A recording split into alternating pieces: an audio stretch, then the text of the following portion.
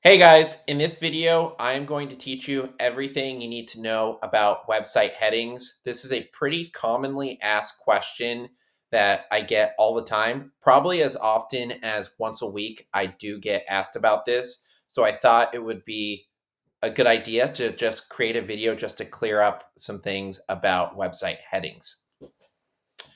So, to keep it nice and short, the brief overview of what a website heading is that it is a way to organize content on your website. So, whether this is a blog post, a page, anything like that on your site, you are going to use website headings. So, just as an example, I want to kind of go over to a blog post on our website, as you can already see on the screen. This blog post is called How to Respond to Negative Reviews of Your Law Firm. The title of the page by default is usually going to be the H1. So, what does this essentially mean? So, the H1 is kind of the overall idea of the page. It's what is most important to Google about what the overall page is actually about. The way to think about headings and H1s, I like to use an analogy and just kind of compare it to like a novel. So with a novel, you'll have a title, and that's kind of the same thing as with an H1 on any page on your site. That H1 is similar to the novel, in which you're only going to have one specific H1 on each page. And that is going to be kind of the most important part of that book or page. So it's the general overview of what that page is about. So as you can see, this blog post specifically is about how to respond to negative reviews of your law firm.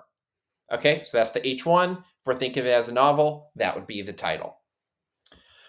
So now you're probably thinking, well, then if we're using a book as an example, then what are the chapters? So the chapters are going to be the other headings.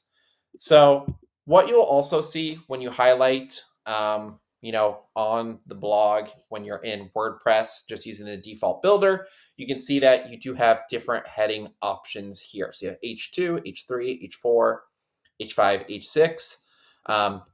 And essentially what each of these are, they are different heading sizes, and what they mean, um, it just essentially is a way to organize the text. So what I mean by this is the H2, if we're using the analogy of a novel again, this would be kind of like the chapters of your book.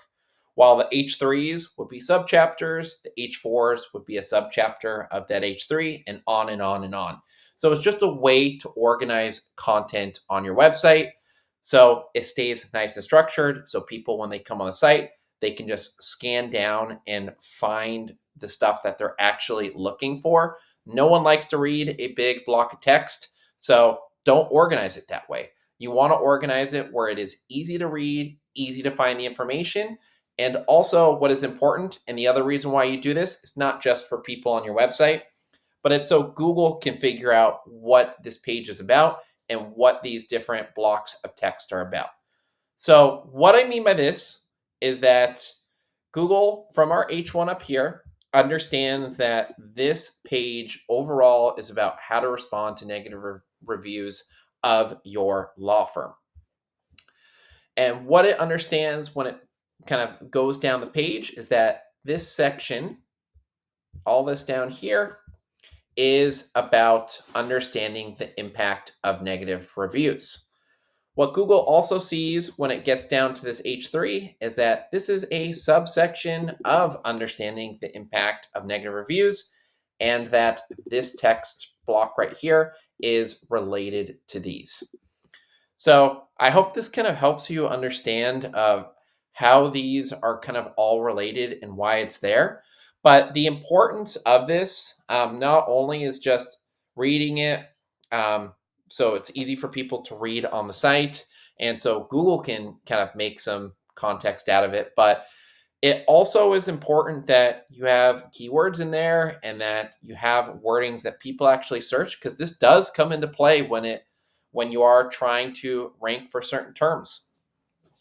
So again, if you want to get the most out of your headings, and your website and your overall SEO, make sure, whatever keyword you're going after is in that main H1, and make sure that it also is probably in at least one of the H2s, or have some sort of variance of that heading somewhere in there as well.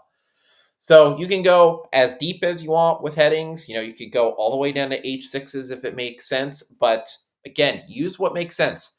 Most people, you're never going to have to go really past like an H4 or H5.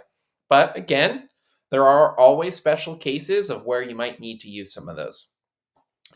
So I hope this helps a little bit, but I want to give one other example before we end this video. So I actually just pulled up a random attorney's website that I just found nearby me.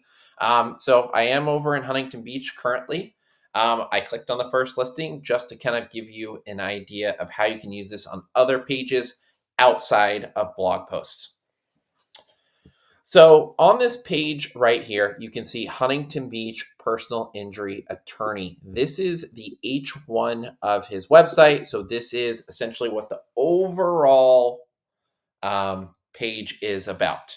So it gives Google a little bit of context saying that all this content right here would be about that heading right there. And then when we move on down, we get to our first H2 that says why you should call their law firm, for your personal injury case. And then it has text down here, which Google then is able to realize that it is related to that heading. And then as we keep on going down here, they have some more H2s, right here, and another H2. So essentially, mostly H2s until we actually get on down to this section here about how do I seek compensation in a personal injury claim, of where, again, it makes sense of why they would use some H3s here. You would list out the different reasons or the different ways of how you would seek out compensation for a personal injury claim. So for example, file a personal injury claim, settlement negotiations, file a personal injury lawsuit, et cetera, et cetera. So again, this guy is doing some good things in terms of organizing the blog so Google knows what everything's about. And if I were on here looking for a personal injury attorney, I could scroll down here and find the content that I'm actually looking for. So this guy's doing a pretty good job, pretty good example of what you should be doing. And you can see this page has a lot of content. So you do need that organization. If you didn't have any of these headings, it would be one big block of text, and I could bet you that no one would want to read that. So I hope this helps you understand about headings. If you guys do have any more questions, feel free to reach out to us at lawturbo.com. Also, while you're over there, if you're interested in any digital marketing services, feel free to schedule a discovery call with us. We'll walk you through the different services and where we think we can help you out. And we'll even point you in the right direction if there are services maybe we can't help you with. But yeah, that's kind of all I had for today. But again, if there's anything else I missed or any other topics you guys want, please reach out to us and let us know. Thanks and have a great day.